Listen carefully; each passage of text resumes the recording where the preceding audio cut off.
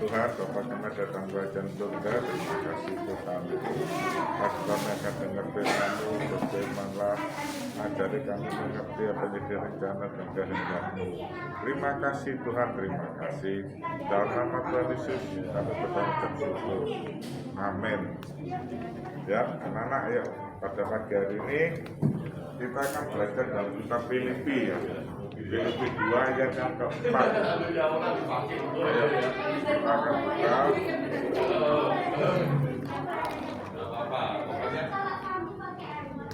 Filipi 2 ayat yang keempat.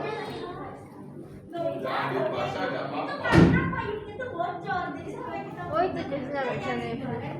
Nah itu Telat. dari mana itu? Gak ikut ujian. Hah? Gak ikut ujian. Ayo. Ini. Di sini. Sini.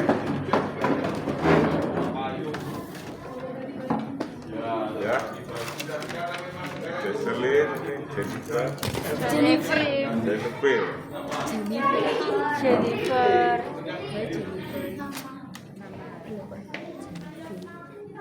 Ya, ayo kita akan belajar sama-sama dalam kitab Filipi 2 ayat yang keempat. Sudah. Ayo mulai kamu ben baca. Berapa? Ayat 4. Ya, janganlah seorang memikirkan dirinya sendiri, melainkan orang lain juga. Ya, apa kita tidak boleh memikirkan dirinya sendiri? Boleh. Ya, tapi beda anak-anak ya. Maksudnya apa? Memikirkan dirinya sendiri apa? Egois. Misalnya anak-anak punya makanan, wah makanan ini enak, tak makan buat diriku sendiri ya. Adiknya tidak dikasih, apa kakaknya tidak dikasih. Ya, itu namanya apa anak? Egois. Loh. Kalau misalnya kita bekerja, kalau anak-anak sekolah kan untuk dirinya sendiri benar. Tapi kalau orang ulangan, jangan sampai, waduh kalau gitu kita ulangan buat memikirkan nilainya orang lain. Enggak. Ya, dalam artinya apa? Memikirkan diri sendiri apa? Jangan sampai kita ini jadi apa? Egois. Kita akan lihat lagi dalam kitab Ibrani 10 ayat yang ke-24. Ibrani 10 ayat yang ke-24. Sudah ya? Ayo. Penting, ayo Jeko.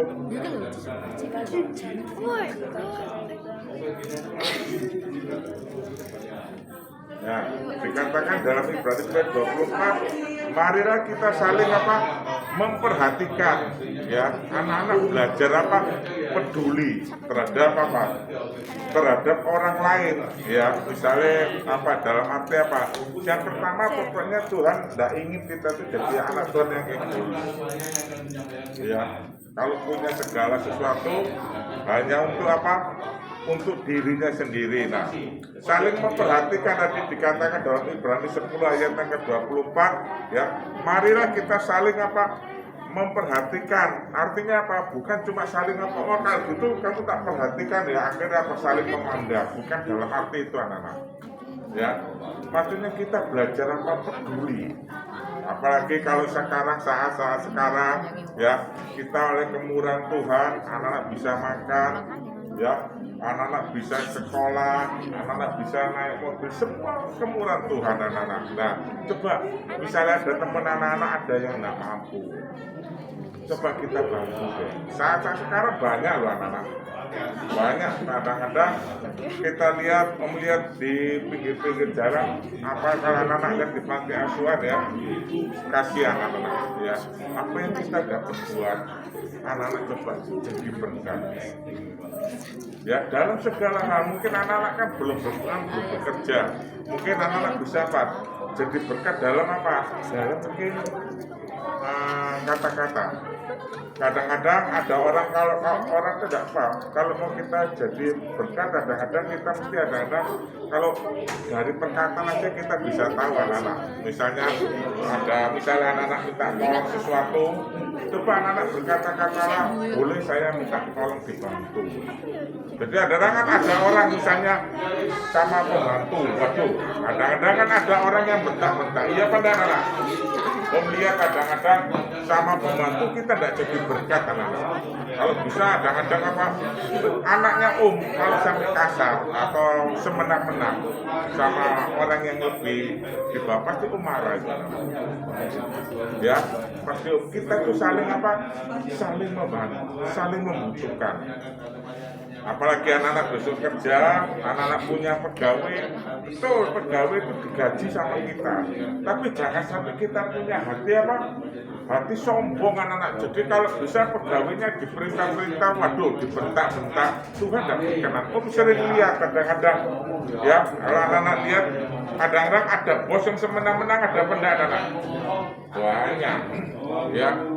Bosnya semena-mena kalau ngomong itu enaknya sendiri. Kadang-kadang punya temen, bukan punya temen ya, ada sesama usaha itu yang kadang-kadang kalau pegawainya salah dikata-katai sama kata-kata binatang.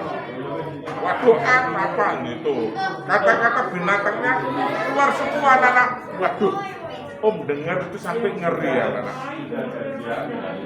Ya, kadang-kadang goblok kamu loh, memang pegawai kalau pinter tidak jadi pegawai anak-anak. Iya toh. Nah anak-anak mesti sadar sama pembantu pun kita harus harus jadi berkat. Karena mereka yang lihat kita, loh anak Tuhan datang ke sekolah minggu kok kata-katanya kuasa. Ya, kalau anak-anak misalnya minta tolong ambilkan sesuatu, misalnya ambilkan makan, coba bicara yang baik. Jangan bentak-bentak. Jangan semena-mena. Kadang-kadang lihat masih ya namanya anak Tuhan bicara pembantu, teriak-teriak, waduh, marah-marah rasanya pembantunya ini seperti seperti orang yang tidak berguna. Ya, kita itu saling membutuhkan anak-anak. Sering ingatkan ya, kadang-kadang apalagi kalau orang tua, orang yang lebih tua, kadang-kadang dari zaman dulunya orangnya kasar, sama pegawai menjadi kasar. Sering ingatkan, padahal kadang-kadang juga marah itu. Jangan sampai kita tuh merasa semena-mena. Paling ngeri ya mana? Karena kalau orang semena-mena, hidupnya bisa enak anak. Iya sekarang kamu berkuasa, ingat ya. Kalau orang dunia bilang roda itu berputar. Benar apa enggak? Roda itu berputar. Jangan sampai kita itu merasa berkuasa sekarang, besok jadi jadi tidak punya apa-apa. Ya, kehidupan itu berputar. Orang yang dulu kita hina, orang yang dulu sih kita anggap pegawai, orang dulu yang kita anggap bodoh, sekarang jadi bosnya kita. Itu ada loh anak-anak. Ada. Maka dari itu jangan sampai punya pikiran kita tuh semena-mena. Contohnya dalam Alkitab anak-anak lihat ya, Abraham pun, kita akan buka Kejadian 18 ayat yang ke-22 sampai yang ke-13. Dia memperhatikan memperhatikan saudaranya anak-anak. Kejadian 18 ayat yang ke-22 sampai yang 23. Ayo kami. Kejadian 18 ayat yang ke-22 ya.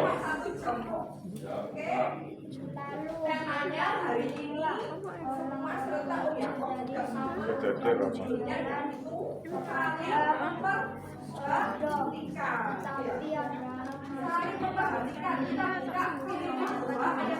Ayo kamu, Marcelo.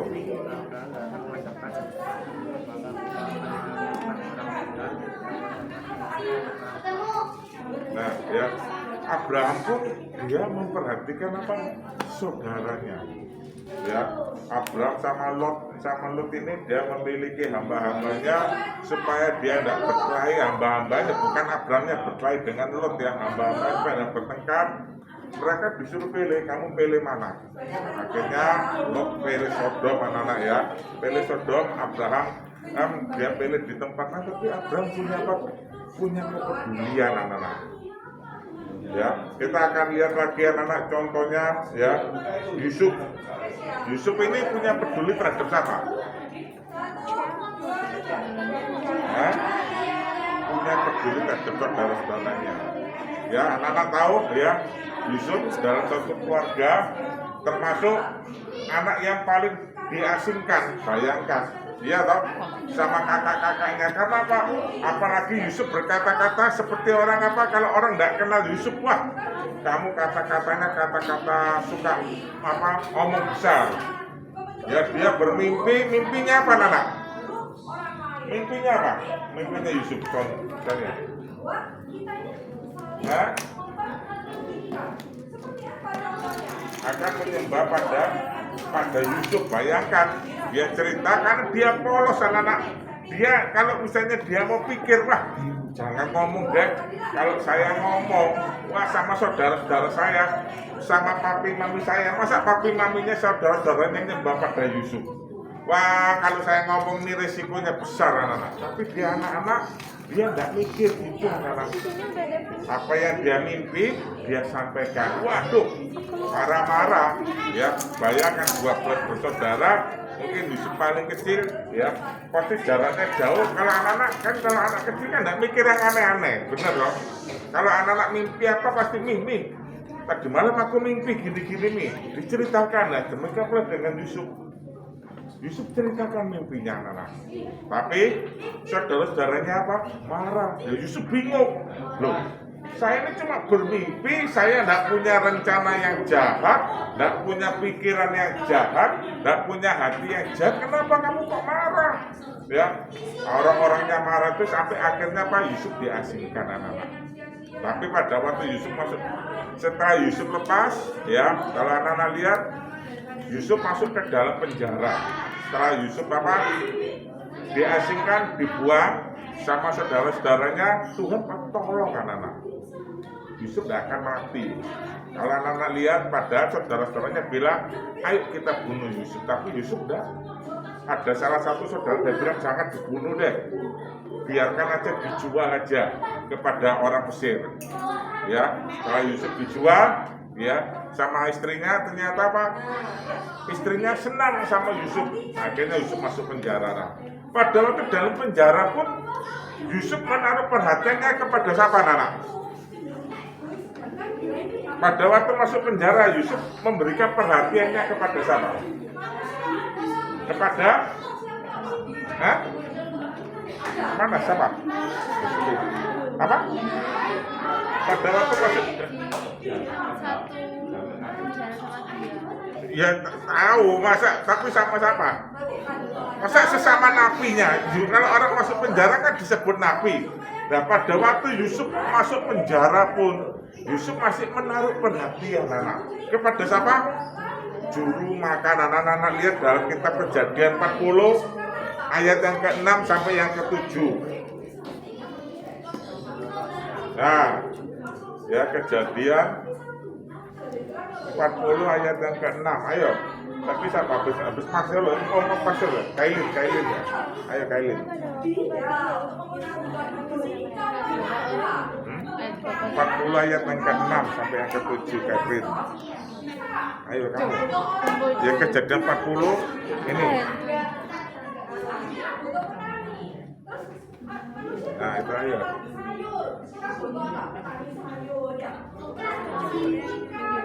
Lalu yang bertanya kepada pegawai istana Firaun yang ditahan bersama-sama dengan dia dengan tuannya itu, mengapakah hari ini mukamu semurah itu?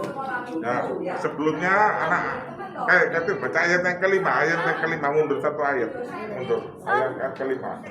Kejadian 40 ayat yang kelima. Dikira mereka banyak baik juru Firman maupun juru latih Raja Mesir. Nah, ya. Anak-anak tahu pada waktu dalam penjara tuh Yusuf masih apa?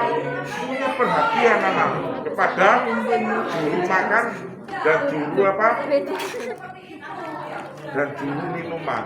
Dia punya perhatian. Anak-anak belajar, ya. Kita belajar saling memperhatikan.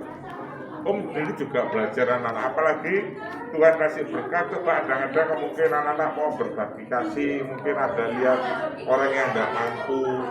Kadang-kadang sering ya, kalau misalnya di jalan ya lihat ada penjual koran, kadang-kadang kakinya nggak ada ya, nggak beli korannya, kasih berkat anak-anak. Kadang-kadang lihat bukan kadang-kadang kan ada orang yang males, anak-anak orangnya masih sehat tapi kerjanya di pinggir jalan minta-minta, nggak kasih anak-anak ya, nggak kasih bukan karena jahat, enggak, karena apa, ini jadi apa, kebiasaan yang jahat, kebiasaan yang salah. Dia nggak mau pernah lihat ada dulu ada om ya, seringannya minta-minta anak-anak. Misalnya pergi ke apotek, tiba-tiba orang ini datang minta uang. Om ini lihat tuh, kamu tuh masih sehat. Ya, akhirnya om cerita, loh kenapa kamu nggak mau kerja? Nah, terus orangnya bilang, loh Pak, saya ini mau kerja Pak, Bapak punya pekerjaan. Waduh, bingung ya Om. Wah, kok tambah cari kerjaan sama Om. Ya, kadang-kadang apa yang dikerjakan itu semua tuh bisa. Cuma kalau orangnya malas, ya tetap nggak ada pekerjaan anak. Contohnya dia bisa kerja jadi penjual koran. Iya toh? Kan semua kerjaan itu ada, tapi kalau orang malas mana mau? Dia mintanya enak. Sampai kadang-kadang beberapa minggu atau beberapa bulan yang lalu membaca ada viral pengemis, paginya ngemis, pulangnya naik mobil anak-anak. Anak-anak belum pernah baca toh? Viral anak-anak. Ternyata apa? Dia orang kaya, cuma kerjanya senengannya ngemis anak-anak. Tapi kalau pulang malam hari nggak tahu mobilnya ditaruh di mana, pulangnya naik mobil anak-anak. Waduh, ngemis, ini nyamar atau bagaimana? Ya, akhirnya apa? Akhirnya beberapa orang-orang yang tahu difoto, diviralkan dia cukup. Nah, ya, beberapa orang ada yang tahu difoto, diviralkan, sampai diselidiki anak-anak. Waduh, om ini cuma lihat ya orang-orang ini nganggur. Diselidiki padahal dia pulang di desanya, ternyata dia punya rumah yang besar. Loh, kerjanya dari apa? Dari ngemis. Wah, maka dari itu kalau anak-anak membantu, coba perhatikan. Apa memang perlu orang ini dibantu atau orang ini malas? Ya toh.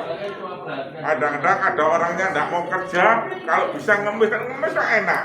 Minta-minta dapat duit ya toh, tapi Tuhan tidak berkenan. Ya, Tuhan tidak berkenan dengan perkara itu anak-anak.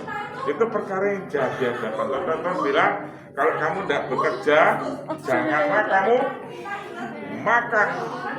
Hukumnya itu anak Tuhan itu harus harus kerja.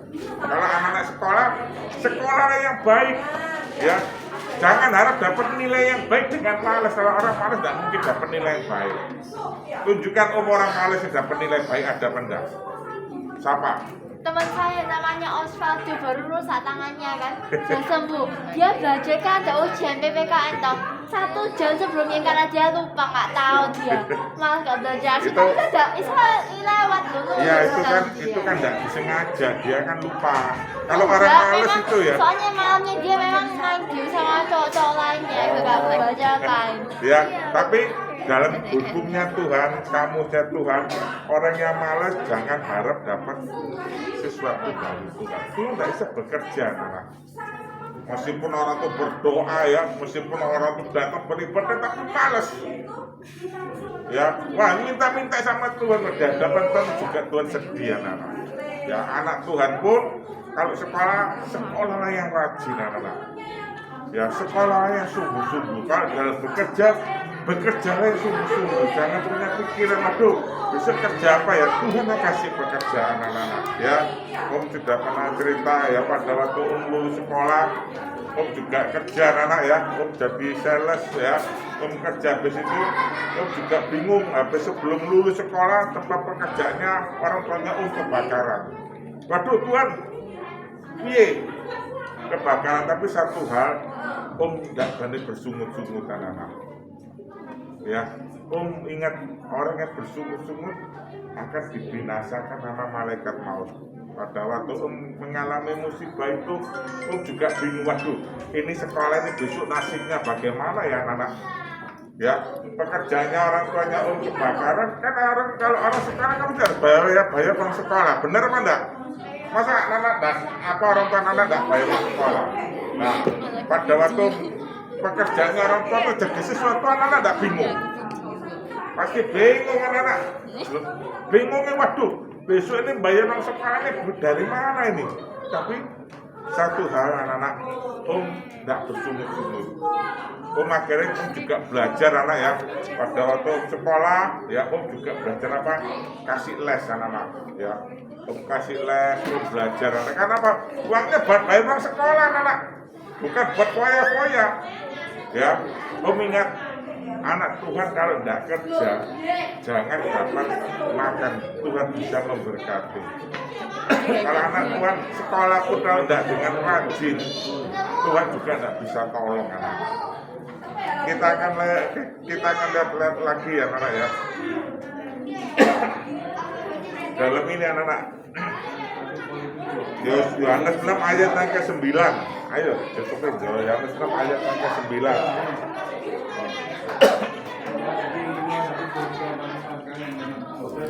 Kitab Yohanes.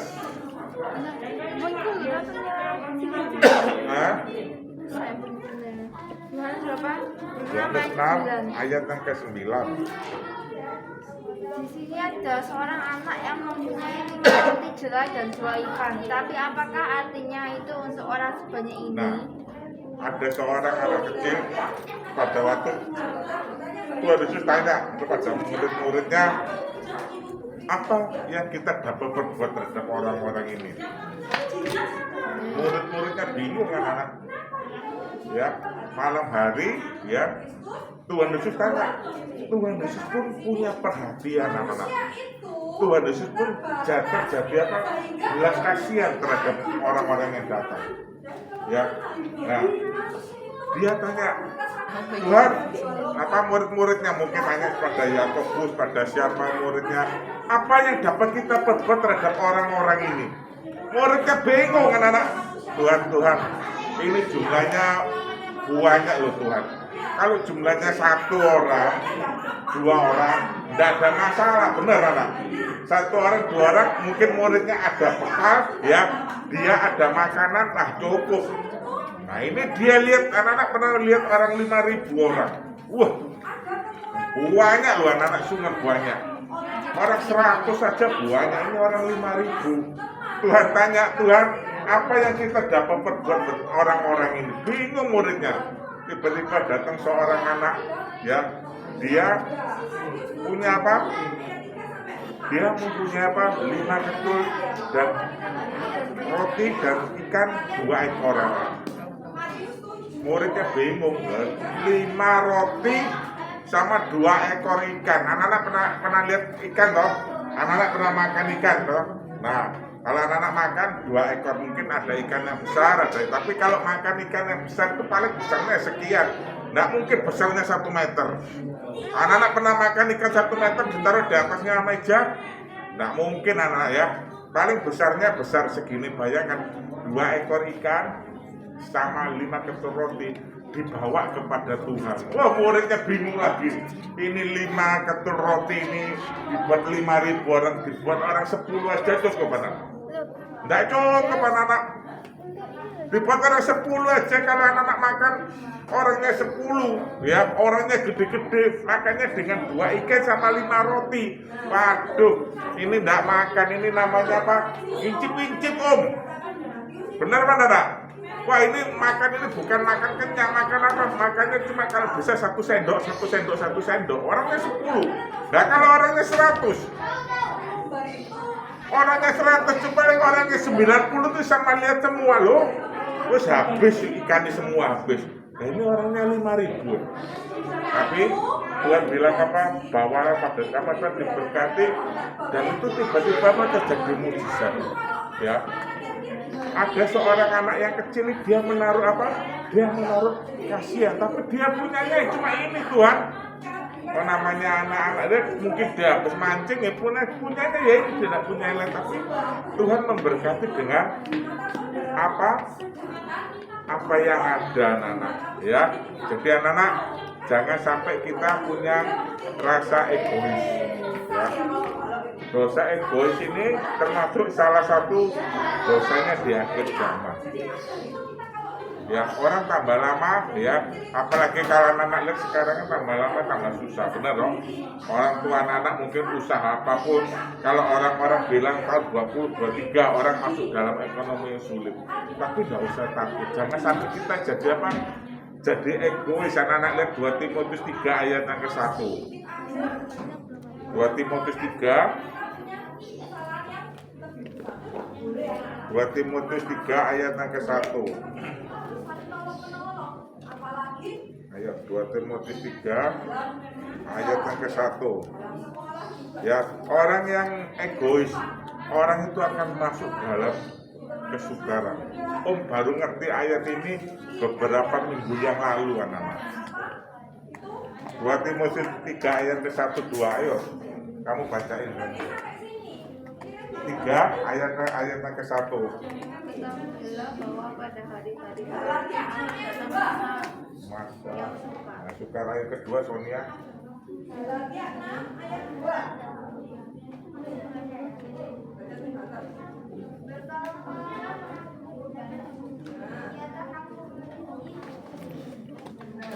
Nah, oke, ya. Dalam ayat 2 Timotius 3 ayat 1, pada akhir zaman orang akan masuk masa-masa yang sukar. Dosa masa-masa yang sukar yang pertama apa? Orang yang mengasihi dirinya sendiri, orang yang egois. Ya, orang yang egois akan masuk dalam masa-masa yang sulit. Tuhan yang bilang, bukan Om yang bilang. Maka dari itu anak-anak belajar buang jauh-jauh. Ya, buang jauh-jauh rasa mementingkan dirinya sendiri. Kalau sudah mementingkan dirinya sendiri, bisa gelap mata, Pak anak. Bisa gelap mata. Kalau anak-anak lihat koruptor, dia tahu koruptor anaknya sudah kaya, tapi dia mementingkan diri sendiri, wah merasa kurang kaya, apa bisa dikorupsi. Tapi melihat loh, DPR korupsi, waduh. Ngeri, bayangkan orang DPR kan orang kaya, kalau nggak kaya nggak bisa jadi anggota DPR anak, tapi masih korupsi anak. Kan tujuannya apa? Kepengen jadi apa? Jadi lebih kaya. Ya, ini akan masuk dalam apa? Masa yang sulit, masa yang sukar. 2 Timotius 3 ayat 1. Ini termasuk apa? Dosanya akhir zaman. Ya. Jadi kita harus buang dalam segala hal, dalam perkara-perkara kecil. Ya, anak-anak kalau punya makanan, punya berkat, cobalah berbagi kepada saudara-saudara. Jangan merasa apa itulah punya makanan. Atau beberapa hari yang lalu kan ada hari Valentine. Ya tahu banyak orang kasih coklat. Nah, coba ada rumah, kalau bisa coklatnya disembunyiin. Aku sama kakaknya enggak tahu anak-anak. Itu termasuk apa? Egois. Ya, bayangkan tadi sudah kasih contoh, Yusuf pun dalam penjara. Ya, di tempat yang susah anak, bukan tempat yang senang. Kalau orang senang, ya, orang kaya raya punya perhatian, oke. Oh, orangnya kaya raya dia punya perhatian. Lalu bayangkan Yusuf di tempat penjara pun. Anak-anak pernah lihat penjara? Nggak pernah ya. Mungkin lihat dalam film, ya, dalam sinetron ya. Nah, kalau anak-anak lihat orang di penjara kan enak apa enggak, anak? Enak apa enggak? Ada yang bilang enak om, di penjara om, makan minum gratis. Benar apa enggak? Enggak usah kerja. Ya betul dong. Karena dalam penjara kan enggak usah kerja, makan minum, tapi makanannya kan anak-anak ngeri ya anak. Mungkin makanan nasinya sudah kerak ya, jadi kerak, ikannya ya seadanya, namanya orang dalam penjara ya. Dalam penjara pun, dalam kesusahan pun Yusuf masih punya perhatian. Ya, Yusuf masih punya perhatian kepada juru makan dan juru minum. Anak-anak belajar, jangan sampai ada rasa egois. Tambah lama, anak-anak tambah besar, ya, tambah dewasa, besok bekerja, buang jauh-jauh rasa egois. Sebabnya apa? Orang yang egois masuk dalam kesukarannya di akhir zaman. Termasuk dosanya dosa akhir zaman 2 Timotius 3 ayat yang 1. Ya Om jadi juga belajar. Kadang-kadang Om lihat apa yang bisa Om lakukan, ya Om belajar anak-anak. Ya kalau orang egois ya Pak, kalau bisa Pak, kalau orang egois pasti apa? Kalau bisa Pak menjelek-jelekan orang lain. Kalau anak-anak lihat mungkin sekolah kalau anak-anak punya teman yang egois, punya apa enggak? Pasti punya ya. Nah, lihat aja tingkah lakunya. Pasti membuat sakit hati orang. Iya toh? Nggak ada orang egois itu, waduh, dia bisa berteman. Kalau orang egois rata-rata dia nggak bisa berteman dengan orang lain. Iya. Orang egois mana punya teman dong orangnya egois. Kalau dia punya segala, punya duit, punya segala, nah untuk dirinya sendiri. Mungkin orang lain cuma jadi lihat aja, jadi penonton. Ya, jangan sampai kita masuk dalam kesukarannya di akhir zaman ini anak-anak. Kita akan lihat lagi anak-anak dalam 1 Yohanes ini 2 ayat yang, apa? 1 Yohanes 2 ayat yang ke-9 ayat yang ke-11. 1 Yohanes 2 ayat yang ke-9.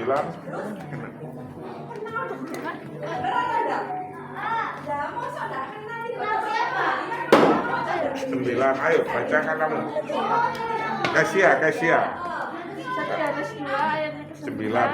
Barang siapa berkata bahwa ia berada di dalam terang, tetapi ia membenci saudaranya, ia berada di dalam kegelapan sampai Ayatnya ke-11 Jessica. Ayat 10, barang siapa ayat 11, tetapi barang siapa membenci saudaranya, ia berada di dalam kegelapan menuju ke dalam Nah, ya tadi sudah bilang orang yang egois tambah lama apa bisa timbul apa suatu kebencian anak-anak.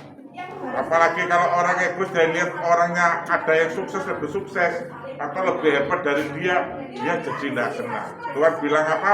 Jangan sampai kita nih yang sudah di dalam Tuhan sama saudara aja Pak tidak bisa mengasihi anak-anak. Siapa yang tidak bisa mengasihi? Mungkin sama kakaknya, mungkin sama adiknya. Waduh Om, aku benci Om sama adikku. Kenapa? Dulu padahal tuh belum punya adik, orang sama orang tua dimanja anak. Setelah keluar adik, waduh mulai kasihnya berkurang. Kadang-kadang kan ada anak seperti itu. Akhirnya apa anak? Adiknya dimusuhi anak. Adiknya apa? Dipukuli kalau bisa tanpa sepengetahuan orang tuanya ya. Nah ingat, orang yang di dalam terang, kalau dia punya kebencian, ini tidak bisa masuk surga, anak. Jangan sampai kita ini apa? Punya ada rasa tidak senang. Loh, Om, ada orang yang tahu ada rasa kebencian, ada yang tahu, tidak ada yang tahu, tapi Tuhan itu tahu. Ya, Tuhan itu tahu. Kalau sampai dosanya cuma benci, tidak ada orang benci masuk penjara itu tidak ada, anak.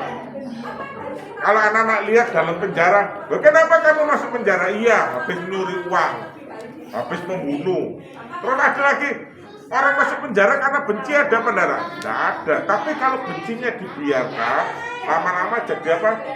Jadi perbuatan dosa. Ya, lama-lama bencinya dipelihara, tidak mau dibuang, lama-lama jadi apa? Jadi iri hati. Nah, iya tahu? Orang iri hati mana ada masuk penjara? Tidak ada. Tapi kalau iri hatinya tidak mau dibuang, lama-lama jadi apa? Jadi pembunuhan. Benar apa tidak? Benar apa tidak? Orang dosa itu ya lama-lama kalau dibiarkan dia jadi meningkat, jadi ngeri ya anak. Maka dari itu setiap kali ada kebencian, setiap kali ada rasa tidak senang, setiap kali ada rasa egois, anak-anak buang itu dari awalnya. Kalau tidak dibuang, waduh ngeri anak-anak. Ngeri. Ingat Daud sama Saul. Kenapa kok Saulnya ini sampai benci sama Daud? Kenapa Saul sampai benci sama Daud permulaannya?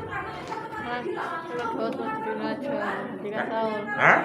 Anak Daud mau jadi raja ganti Saul. Kenapa bukan? Karena lebih banyak dipuji. Lebih banyak dipuji. Ya, pada Daud ini sama Saul bedanya jauh anak-anak. Saul itu raja, Daud ini cuma rakyat biasa. Pada suatu kali Daudnya menang dalam berperang. Ya rakyatnya cuma bilang Daud dipuji beribu-ribu, Saulnya cuma beratus-ratus gara-gara sepele. Gara-gara apa? Wah, kurang ajar, iri. Nah, iya toh. Dosanya apa? Iri. Tidak mungkin dari awal sudah mau membunuh, itu tidak mungkin. Gara-gara dosanya iri, waduh, jangan-jangan besok ini orang ini jadi raja, ini beneran jadi raja. Bagaimana supaya tidak jadi raja? Dibinasakan aja. Dosa iri, dibiarkan lama-lama jadi apa? Suatu kebencian lama-lama. Ya, dari apa? Mementingkan dirinya sendiri. Bagaimana? Kalau orang egois, ya, dia kedudukannya bagaimana supaya apa? Jangan apa? Jangan digoyangkan, wah. Jangan sampai ada orang lain mau jadi raja. Kalau bisa ada orang mau naik jadi raja sama dia apa? Dibuang anak-anak, dibinasakan. Nah, ingat, kita ada satu tangan yang tidak kelihatan. Ya, Tuhan itu menolong. Berapa kali Daud itu mau mati sama Saul, tapi tidak pernah kena. Ingat pada waktu sahabat Daud dikejar-kejar Saul, ya, Daudnya masuk dalam gua. Benar mana nak? Daudnya masuk dalam gua, Saulnya juga masuk dalam gua. Apa yang dilakukan Tuhan? Saulnya dibuat tertidur. Saulnya bisa dibuat ngantuk anak-anak sama Tuhan. Coba kalau Saulnya tidak ngantuk, ya, cuma kasih ya. Kalau Saulnya tidak ngantuk, kalau tetap dikejar lama-lama orang masuk dalam gua, bisa mati apa enggak? Gampang anak-anak dibikin mati. Di mulutnya gua dikasih aja dibakar. Ada tanaman, dibakar aja taruh mulutnya gua. Asapnya masuk ke dalam apa enggak anak-anak? Asapnya masuk ke dalam apa enggak? Pasti masuk. Lama-lama yang di dalam keluar apa enggak? Kalau anak-anak lihat, kalau anak-anak pernah lihat kebakaran, kenapa kok orang kebakaran harus cepat keluar? Karena ada asapnya bisa jadi sesek. Benar apa enggak? Itu enggak kena apinya, kena asapnya aja orang bisa meninggal. Nah, kalau Daud mau dibikin mati, gampang anak-anak. Asapnya atau mulutnya gua ditutup aja sama batu, Saul bisa keluar pada Daudnya. Nah, mungkin bisa keluar. Tapi sama Tuhan dibuat mujizat, Saul bisa teler anak. Bisa tertidur di dekatnya mulutnya gua. Berarti ini kalau Om ambil kesimpulan mungkin ini guanya gua buntu ya, yang tidak ada sambungannya ke tempat lain ya. Pada waktu dan yang tertidur bukan cuma Saul bersama pasukannya bisa ngantuk sama-sama anak. Wah, kalau Tuhan menyertai apa yang dipikir tidak masuk akal, itu yang terjadi anak. Itu yang terjadi. Pada waktu sekarang yang kalau yang tertidur satu orang masuk akal. Nah, masa rajanya sama pengawalnya tidur semua? Anak-anak pernah lihat pengawalnya tidur? Kalau misalnya Pak Presiden datang, iya loh, karena tahu kalau Pak Presiden datang pasti dia bawa pengawal apa enggak? Wah, bawa pengawal, anak-anak jalannya itu ditutup, tidak boleh semua, termasuk ruangan apa VIP. Kalau Pak Presiden datang, misalnya dia datang ke hotel tempatnya menginap, orang biasa tidak boleh masuk sembarangan. Tidak boleh, om, saya mau kencing om, tidak boleh anak-anak. Ya, nah ini bayangkan, ini Saul sama pengawalnya dia bisa dibuat teler sama Tuhan, bisa teler anak-anak. Wah, kalau Tuhan menyertai apa yang tidak masuk akal, Tuhan bisa berbuat. Ya, dosa, pengurangan dosanya apa? Dosanya iri, dibiarkan jadi apa? Jadi benci dibiarkan jadi apa? Pembunuhan. Maka dari itu jangan sampai ada dosa egois, dosa iri, dosa apa? Tidak senang pada orang lain. Ya, kadang-kadang kalau anak-anak lihat mulai ada timbul rasa tidak senang, cepat-cepat dibuang anak-anak. Karena apa? Dosanya ini bisa apa? Bisa berkembang. Kalau anak-anak pelihara ayam, ya toh, om dulu pada waktu anaknya om kecil, pada waktu ada orang jualan ayam, ada ayam warna-warni, anak-anak tahu. Dikasih sumbo, ada warna merah, ada warna kuning, ya toh kecil. Pada waktu kecil lucu anak-anak, tambah lama tambah besar, jadi jelek apa enggak? Ya jadi jelek ngomong itu cuma pewarna, bukan aslinya, bukan gula aslinya. Iya toh? Nah, demikian pula dengan dosa. Dosanya itu pengurangan kecil. Dosa sombong. Dosanya apa? Egois. Nggak mau memperhatikan, dipelihara terus tambah lama apa? Jadi jadi mengerikan. Ya, anak-anak belajar. Setiap kali ada rasa, bukan cuma anak-anak, sendiri juga belajar. Ya, jangan sampai kita ada rasa apa? Egois. Ada rasa sombong. Waduh, aku merasa diri hebat. Wah. Ya, anak-anak belajar kasih apa? Kasih perhatian. Jangan sampai tambah lama dosanya ini termasuk dosa akhir zaman, masuk dalam kesukaran. Ya, oke, yuk kita sebagai ayat nasnya, ya ayat hafalannya Filipi 4 ayat yang ke-7 tadi ya. Ayat hafalannya Filipi 4 ayat yang ke-7.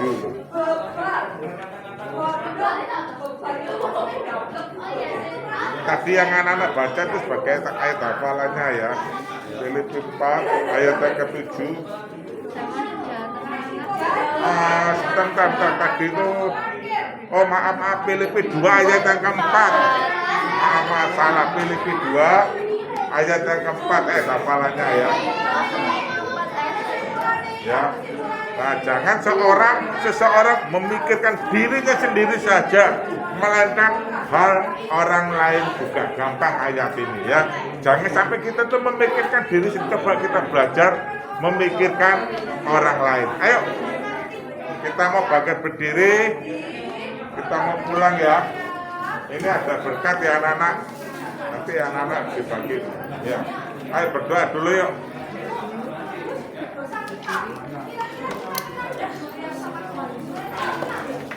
Semua baik-baik semua ya, ini lagi liburan. Kemarin anak-anak liburan. Senin saya ujian. Hah? Saya jatuh.